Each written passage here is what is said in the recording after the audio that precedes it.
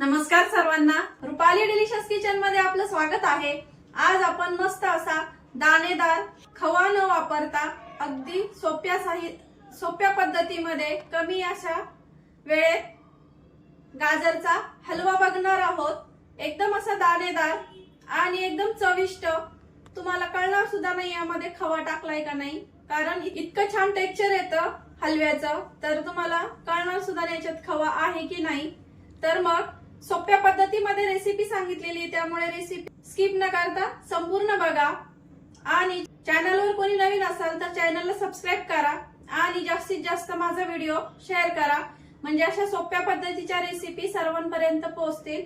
तर मग चला आता साहित्य बघूया आणि रेसिपीला सुरुवात करूया। गाजराच्या हलव्याचं जे साहित्य आहे ते घेतले आपण इथं।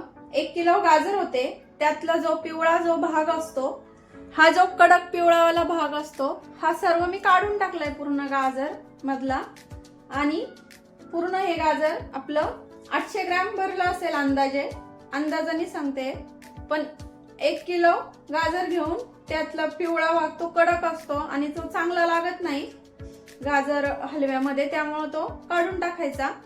तर समजा 800 ग्रॅम इथं मी गाजर घेतले खिसलेलं, थोडेसे ड्रायफ्रूट घेतले, काजू, बदाम आणि पिस्ता, वेलची पूड घेतलीये पाव चमचा, 200 ग्रॅम साखर, अर्धी वाटी तूप घेतले, 5 ते 6 चमचे आपल्याला इथं घट्ट असं दूध लागणार आहे।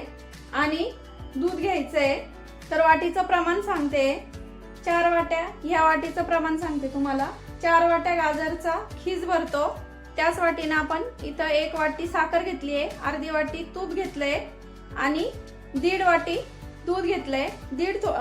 दूध आपण साई सकट घेतलंय आणि दूध थोडस जास्त झालं तरी काही हरकत नाहीये, 2 वाट्या पण तुम्ही दूध घेऊ शकता।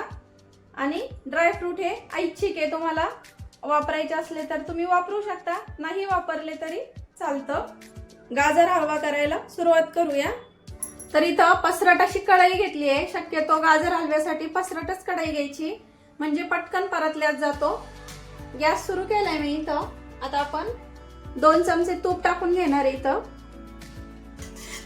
थोडस वितळू द्यायचं आणि नॉर्मलच गरम होऊ द्यायचं आहे आपल्याला, कारण आपण त्यामध्ये जे ड्रायफ्रूट घेतले ते तळून घेणार आहे। तर ड्रायफ्रूट टाकून घेऊया, थोडस गरम झालंय तूप। आता छान असे आपल्याला लाल रंगावरती तळून घ्यायचे, खरपूस असे खमंग। 1 मिनिट वर तळून घ्यायचे, 1 मिनिटामध्ये तळून होतात। गॅस कमीच ठेवायचा, म्हणजे एकसारखे तळल्यात जातील। काढून घेऊया, छान तळल्यात गेले।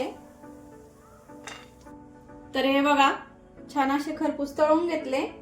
आपल्याला आता ह्याच तुपामध्ये गाजराचा खीस टाकून घ्यायचा आहे। आता गाजर परतवताना आपल्याला स्टार्टिंगला गॅस फुल ठेवायचा आहे 5 मिनिटासाठी, आणि 5 मिनिटं छान असं परतून घ्यायचं आहे, म्हणजे त्याचं जे पाणी असतं ते लवकर कमी होतं गाजर मधलं, पटकन असा कोरडा होतो गाजराचा खीस। 1 चमचा भरून तूप टाकून घेऊया।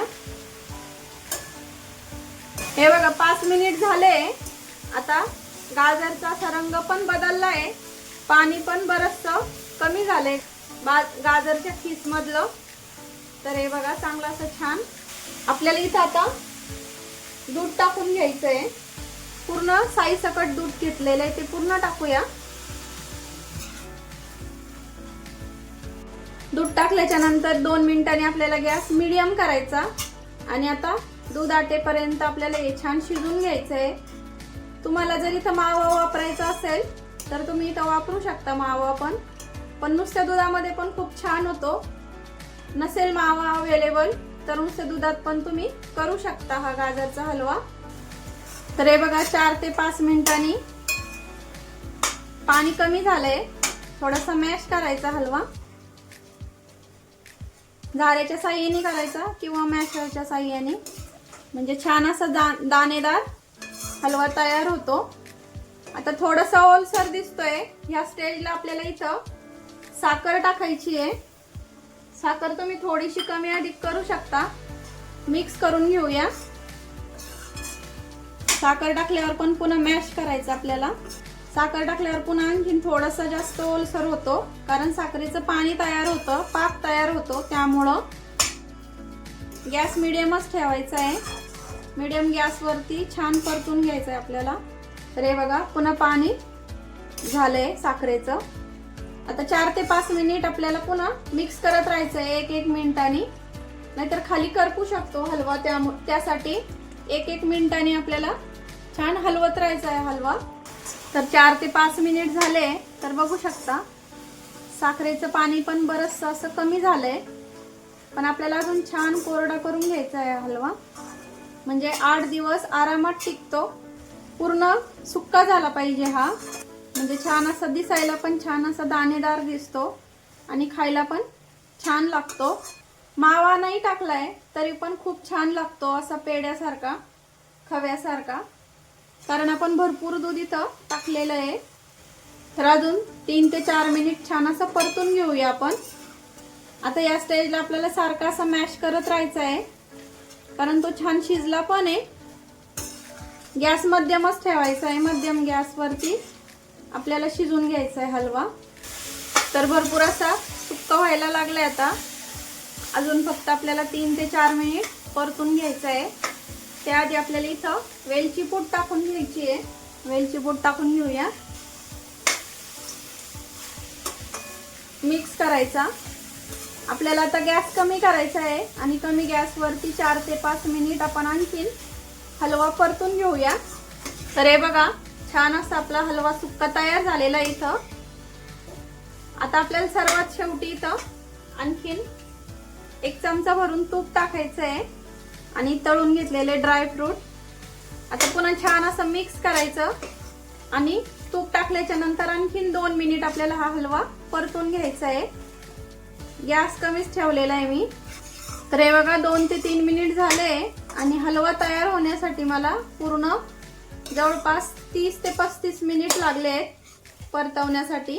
तर बघू शकता रंग, टेक्स्चर एकदम छान आले आणि खायला पण तेवढा टेस्टी झालेला असणार आहे. आता सर्व करून घेऊया. तर मग ह्या हिवाळ्यामध्ये छान असं आता गाजरचं सीझन चाललंय.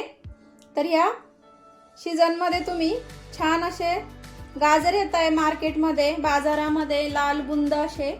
तर ह्याच गाजरांचा हलवा खूप छान लागतो. तर नक्की ट्राय करा. मला कमेंट करून सांगा तुम्हाला माझी रेसिपी कशी वाटली ते. एकदम अशी परफेक्ट सांगितलेली आहे प्रमाणासहित. तर रंग बघू शकता, टेक्स्चर बघू शकता, किती सुंदर आलंय असं छान. तर करून बघा, कमेंट करा आणि लाईक करायला विसरू नका. आणि जास्तीत जास्त असा व्हिडिओ शेअर करा, म्हणजे माझी साध्या सोप्या पद्धतीच्या ज्या रेसिपी आहेत त्या सर्वांपर्यंत पोहोचतील. तर असा छान आपला दाणेदार तुम्ही बघितलाच. तर दाणेदार असा आपला हलवा तयार झालेला आहे इथं. इतका छान असा झालेला आहे ना, खाऊन बघितला अगदी असा टेस्टी झालाय. खूप जास्त गोड नाही, खूप जास्त कमी गोड नाही, अशा पद्धतीमध्ये एकदम असा छान झालेला आहे. तर रेसिपी नक्की ट्राय करा. रेसिपी तर आवडलीच असेल, त्यामुळे लाईक, शेअर, सबस्क्राईब करायला विसरू नका. रेसिपी नक्की ट्राय करा, कारण घरचं जेवण आहे खरंच स्वादिष्ट असतं. अशाच नवीन छान छान रेसिपींसोबत पुन्हा भेटूया. तोपर्यंत बाय बाय.